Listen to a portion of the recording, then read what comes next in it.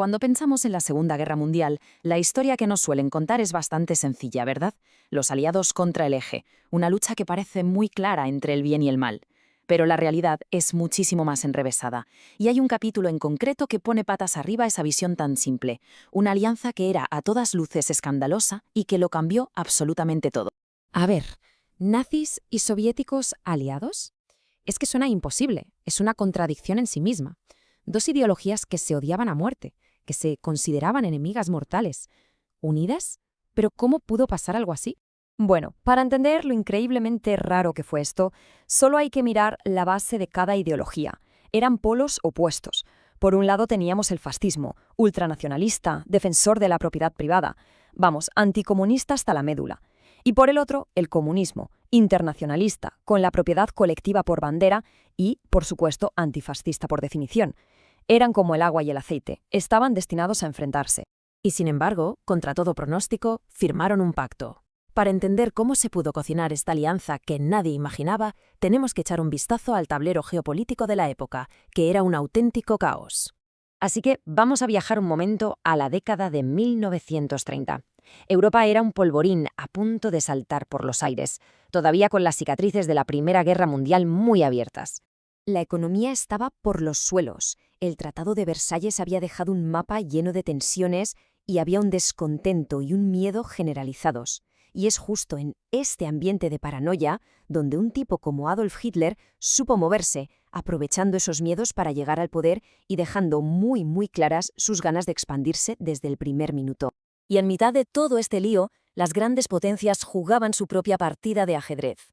En la Unión Soviética, Stalin veía con muchísima preocupación cómo Hitler miraba hacia el este, sobre todo hacia Polonia. Y mientras, en el otro lado, potencias como Gran Bretaña y Francia desconfiaban de los dos dictadores por igual. Les daba pánico tanto el fascismo como el comunismo. La estrategia de Occidente fue la famosa política de apaciguamiento. La lógica, bueno, si es que se le puede llamar lógica, era algo así como pensar que si a un niño agresivo y con una rabieta monumental le das todo lo que pide, al final se calmará y será bueno. Una idea, como poco, bastante ingenua. El punto álgido de esta política, el mejor ejemplo, llegó en 1938 con los acuerdos de Múnich. Ahí, Francia y Gran Bretaña básicamente le dijeron a Hitler que podía quedarse con un trozo de Checoslovaquia, la esperanza que con eso ya se contentara y se evitara una guerra a gran escala. Pero, ojo, que detrás de esta política había un cálculo muchísimo más cínico. La esperanza, que no se decía en voz alta, era que Hitler, una vez calmado en el oeste, se lanzara a por el este. La idea era simple y brutal. Mira, si nuestros dos enemigos, los nazis y los soviéticos, se pegan entre ellos y se debilitan, pues oye, mejor para nosotros.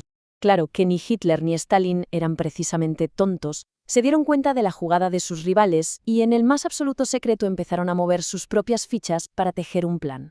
Y así llegamos al 23 de agosto de 1939.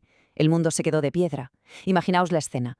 Una delegación nazi aterriza en Moscú y es recibida con banderas con la svástica ondeando en la capital mundial del comunismo.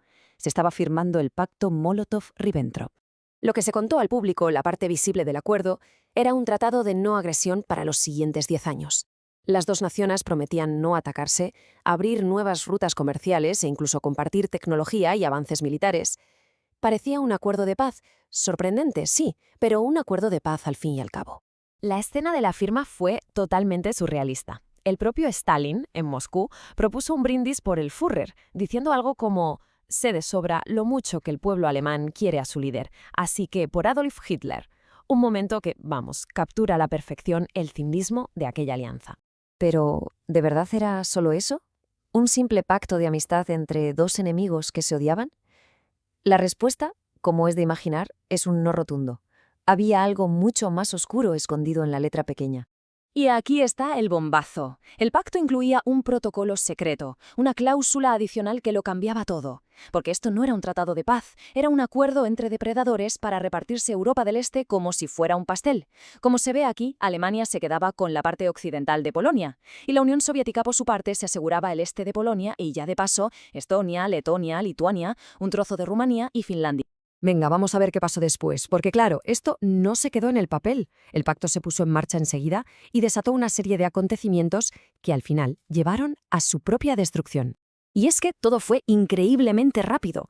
Apenas una semana después de la firma, el 1 de septiembre de 1939, Alemania invade Polonia. Empieza la Segunda Guerra Mundial. Solo 2 semanas más tarde, la Unión Soviética hace lo mismo, pero desde el este. Polonia desapareció del mapa, dividida tal y como habían acordado. Y en los meses siguientes, la URSS, con la espalda cubierta por su pacto con los nazis, se anexionó los países bálticos y partes de Finlandia y Rumanía. Esta amistad, por llamarla de alguna manera, duró casi 2 años. 2 años en los que los dos regímenes se hicieron más fuertes y cometieron todo tipo de atrocidades en sus nuevas zonas de influencia. Pero en junio de 1941, esa extraña alianza estaba a punto de saltar por los aires. Con la Operación Barbarroja, Alemania lanzó un ataque sorpresa y masivo contra la Unión Soviética. La traición fue total y absoluta. Se acabó la mentira. Y en ese momento, en el frente oriental, empezaba la guerra más sangrienta de la historia de la humanidad. Y aquí es donde llega la gran ironía de toda esta historia. Stalin, traicionado por Hitler, no tuvo más remedio que unirse a los aliados. Sí, a las mismas potencias occidentales contra las que había estado conspirando. De repente, el enemigo de su enemigo se convertía por pura necesidad en su nuevo amigo. Una vez terminada la guerra, este pacto se convirtió en un secreto de lo más incómodo. Una verdad que muchos quisieron enterrar y que, sin embargo, ha dejado un legado que todavía hoy resuena. La vida de este secreto fue muy larga. Fijaos, en 1945 los británicos ya encontraron una copia del protocolo secreto en los archivos nazis. Pero a pesar de las pruebas, durante toda la Guerra Fría, la Unión Soviética lo negó todo, diciendo que era pura propaganda de Occidente. No fue hasta 1989, con el muro de Berlín a punto de caer, cuando Mikhail Gorbachev admitió por fin que era verdad y lo condenó. Hoy en día la postura oficial en Rusia ha vuelto a cambiar y se describe como un mal necesario para ganar tiempo.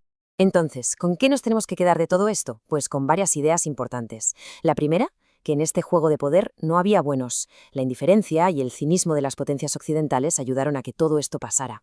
La segunda, que tanto Hitler como Stalin aprovecharon el pacto para cometer crímenes terribles.